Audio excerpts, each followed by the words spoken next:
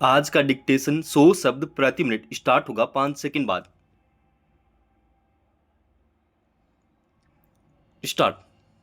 प्रयागराज महाकुंभ को लेकर जितना प्रचार प्रसार किया गया, उत्तम व्यवस्था के जैसे दावे किए गए, जितनी भारी रकम खर्च करने के ब्यौरे पेश किए गए, अब लगता है कि वह सब ढिंढोरा पीटने जैसा था। विराम। हकीकत में, अव्यवस्थाएं ही अधिक दर्ज हो रही हैं। विराम।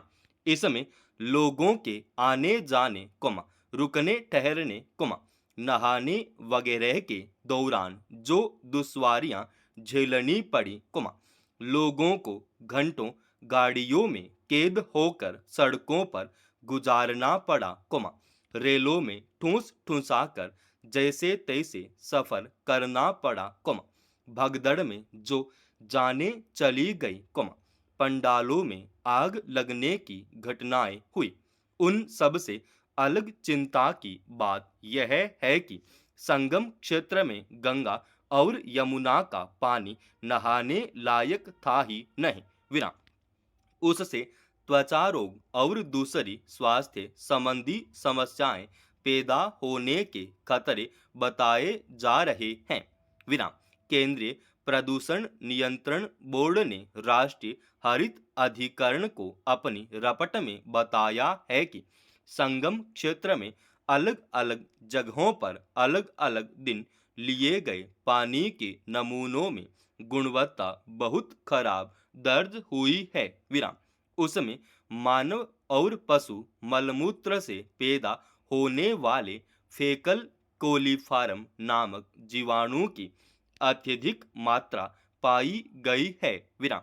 इस तथ्य को गंभीरता से लेते हुए राष्ट्रीय हरित अधिकरण यानी एनजीटी ने उत्तर प्रदेश प्रदूषण नियंत्रण बोर्ड से 1 हफ्ते के भीतर रपट तलब की है। पैरा। हालांकि राष्ट्रीय हरित अधिकरण ने महाकुंभ के स्नान से शुरू होने से पहले ही निर्देश दिया था कि गंगा और यमुना के पानी की गुणवत्ता लोगों के नहाने लायक सुनिश्चित होनी चाहिए। विराम। मगर केंद्रीय प्रदूषण नियंत्रण बोर्ड की ताजा रपट से तो यही जाहिर होता है कि एनजीटी के निर्देशों को गंभीरता से नहीं लिया गया। विराम।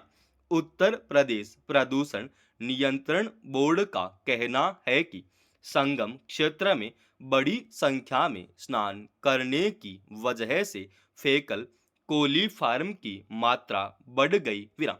मगर यह दलील किसी के गले नहीं उतर रही। विराम। महाकुंभ से पहले संगम क्षेत्र में गंगा और यमुना का पानी स्वच्छ करने के खूब दावे किए गए। विराम।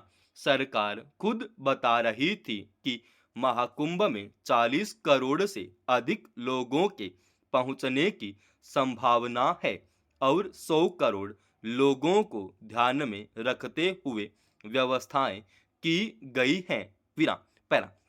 फिर कैसे संगम क्षेत्र में पानी की सफाई को लेकर ऐसी लापरवाही बरती गई कि लोगों में बीमारी फैलने की आशंका जताई जाने लगी है।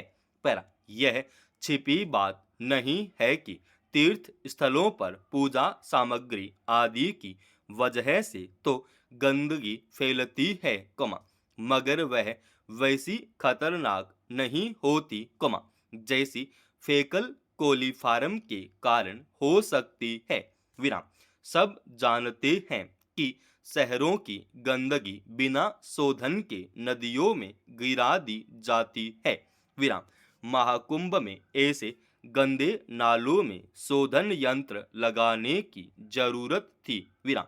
पर शायद पर्याप्त मात्रा में नहीं लगाए जा सके। विराम। ऐसे पावन पर्वों पर बहुत सारे लोग स्नान के साथ आचमन भी करते हैं, नदी जल पीते हैं। विराम। इसलिए ज्यादा चिंता की बात है कि न जाने कितने लोगों को संक्रमण हो सकता है। विराम। जाहिर सी बात है कि जिस तरह उत्तर प्रदेश सरकार महाकुंभ के आयोजन में रह गई खामियों को किसी न किसी तरह ढंकने छिपाने का प्रयास कर रही है, संगम क्षेत्र में फैले जल प्रदूषण के तथ्य को भी छिपाने का प्रयास करेगी मगर केंद्रीय प्रदूषण नियंत्रण बोर्ड की रपट में महाकुंभ के आयोजन में अव्यवस्था की एक और चिंताजनक परत उखड़ गई है। पर भारत में विवाह को स्त्री पुरुष संबंध का मजबूत आधार माना जाता है इसी से परिवार की नींव पड़ती है और हमारा समाज बनता है इसके बरक्स अपने देश में सहजीवन को अभी तक सामाजिक मान्यता नहीं मिली है अलबत्ता ऐसे रिश्ते चुनने वाले युगलों पर कोई वैधानिक रोक नहीं है लोकतांत्रिक समाज की इसे उदारता कह सकते हैं फिर भी सहजीवन के विरोध और समर्थन में प्रायः दलीलें दी जाती रही हैं कई वर्ष पहले विवाह पंजीकरण विधेयक पारित होने के बाद भी सहजीवन को लेकर सवाल उठे थे और इसकी व्यावहारिकता पर प्रश्न चिन्ह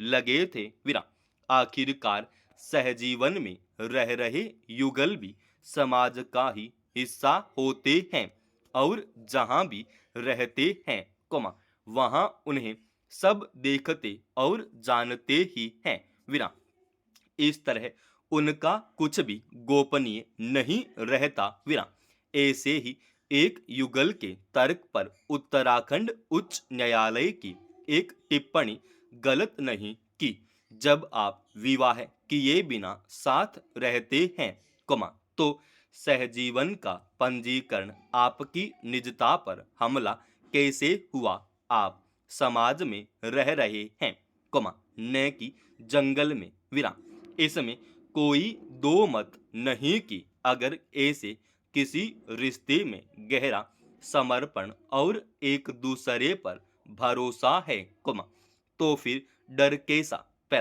दरअसल उत्तराखंड में समान नागरिक संहिता लागू होने के बाद सहजीवन का पंजीकरण अनिवार्य करने के खिलाफ एक याचिकाकर्ता ने सवाल उठाया है आज की पीढ़ी को यह समझने की जरूरत है कि ऐसे रिश्ते के लिए यह कानूनी व्यवस्था क्यों करनी पड़ी ऐसा क्यों लगता है कि सहजीवन से विवाह संस्था को खतरा है क्या कोई भी समाज परिवार बनाने और बचाने की भावना को कमजोर होते देख सकता है वहीं स्त्रियों की सुरक्षा भी बड़ा मुद्दा है सहजीवन में रह रही कई महिलाओं से मारपीट और घरेलू हिंसा के मामले सामने आने के बाद भारतीय समाज में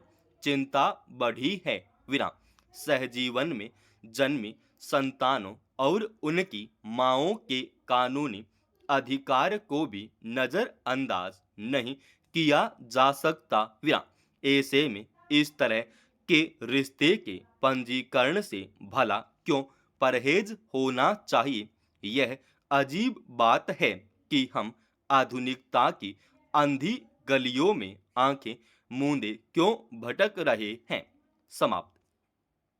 दोस्तों, रोजाना ऐसी एडवांस डिक्टेशन के लिए इस चैनल को आप अभी सब्सक्राइब कीजिएगा और आज की इस डिक्टेशन का पीडीएफ फाइल हमने हमारे Telegram channel study with HP Swami पर डाल रखा है।